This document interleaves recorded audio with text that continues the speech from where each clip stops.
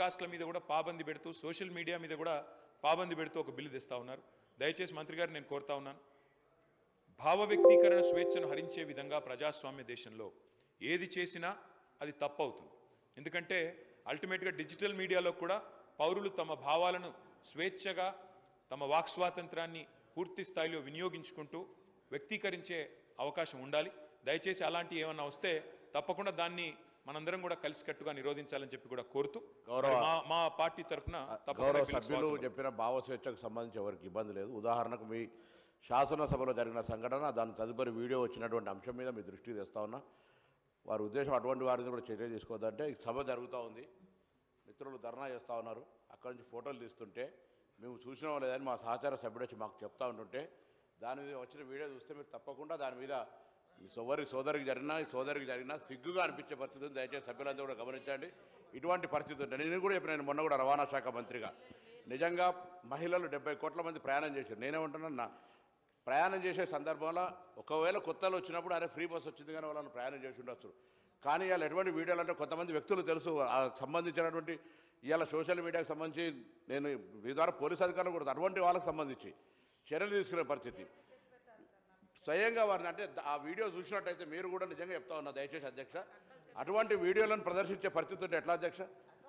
కావాల్సుకొని దానికి సంబంధించి నిన్న మేము మాట్లాడుతుంటే ఏదో ప్రతిదీ ఒక నిమిషంలో ఏదైనా ఇప్పుడు ఒక ప్రతిబంధన, ఒక నిబద్ధత, దానేకంగా మనం ఆనాడు ప్రభుత్వం మాట్లాడిన వాళ్ళు 100 మంది మీద కేసులు పెట్టిన అధ్యక్ష.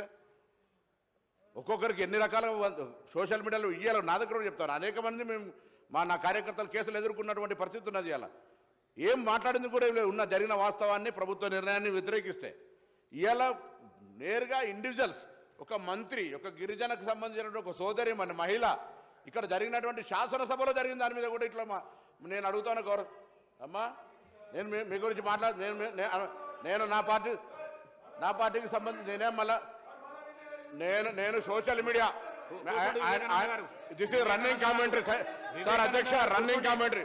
నేను గౌరవ సభ్యుడు మాట్లాడిన అంశం మీద నేను రవాణా శాఖ మంత్రిగా నేను గతంలో కూడా మొన్న చెప్పిన ఆర్టీసీకి సంబంధించి మహిళలు ఉల్లిపాయలు తీసుకొని బస్సులలో పోతురని ప్రత్యేకించి ఫేక్ వీడియోస్ తయారు చేసి పెడుతుంటే ఇది మహిళలను అవమానపరిచినట్టు కాదా?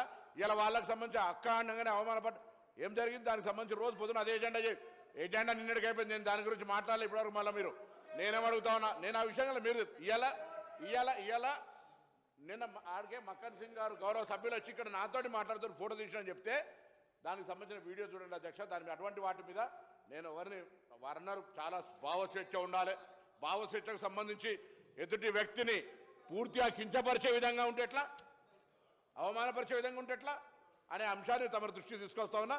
దయచేసి మొన్న కూడా కొడినా మళ్ళీ కూడా కొడుతున్నాను. అటువంటి వారి మీద సభలో జరిగినటువంటి అంశాల మీద కూడా బయటికి వీడియోలు పెట్టిన తర్వాత అటువంటి వారి మీద తగిన చర్యలు తీసుకోవాలి. సభా ప్రొసీడింగ్స్ను కించపరిచి అవమానపరిచే విధంగా మహిళలను వాళ్ళ మీద చర్యలు తీసుకోవాలని మీ ద్వారా కోరుతా ఉన్నా అధ్యక్ష. కేటీఆర్ గారు. స్పీకర్ సార్, ఈ బిల్ ఏదైతే ఉందో నేను దాని మీదే నేను స్పష్టంగా చెప్పింది మా పార్టీ తరఫున ప్రభుత్వం తీసుకొచ్చిన బిల్లును సమర్థిస్తున్నాము, స్వాగతిస్తున్నాము అని చెప్పాను. దాంతోపాటు మరి గౌరవ మంత్రివర్యులు, రవాణా శాఖ మంత్రివర్యులు వారికి ఎందుకు ఆవేశం వచ్చిందో నాకు తెలియదు. కానీ అధ్యక్ష వారికి నేను కాదు ప్రభాకర్ గారు, నేను దయచేస్తాను, నేను మిమ్మల్ని ఏమనట్లేదు, మీ గురించి ఏమి వేరే విమర్శ కూడా చేయట్లేదు. ఈ బిల్లు విషయంలో నేను చెప్పింది ఏంటంటే, ఈ మధ్యన కొన్ని చట్టాలు ఎట్లాంటివి వస్తున్నాయంటే ప్రజల భావ వ్యక్తీకరణ స్వేచ్ఛను కూడా హరించే విధంగా వస్తున్నాయి. తెలంగాణలో మీరు చెప్పారు, గతంలో